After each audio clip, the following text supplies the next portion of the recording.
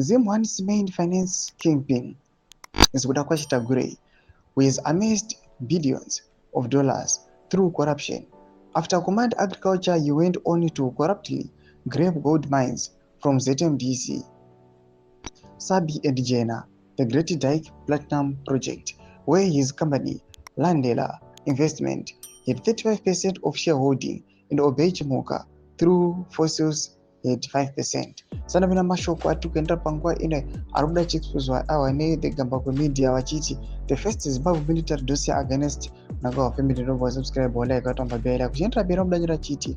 He gave one of his companies a management contract for Kuvimba mining house, under which he was getting paid through gold instead of investing the 300 million US he had promised the government.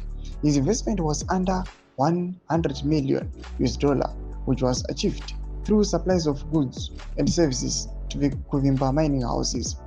He would get duty-free certificates for the importation of top-range vehicles, which he would in turn sell to the companies at inflated prices.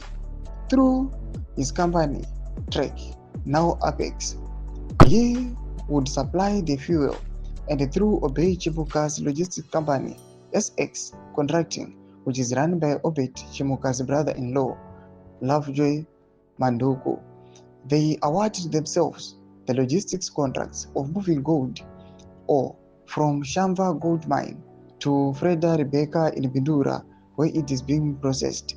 Obeichimuka, through his company, Fossil Contracting, was awarded the contract to mine, so there was no real financial investment by KUTYA into Kuvimba mining house. After running down the mines into care and maintenance, the committee then decided to motivate for the formation of Mutapa Investment Fund, which would be a channel to steal money from government. The first transaction that Mutapa Investment Fund concluded was to buy KUTYA and Obeichimuka's shares in Kuvimba mining house for an obscene amount of 1.6 billion US dollars. How does their value increase to 1.6 billion US dollars when the government has not realized revenue in that amount from the companies during the time they were running them?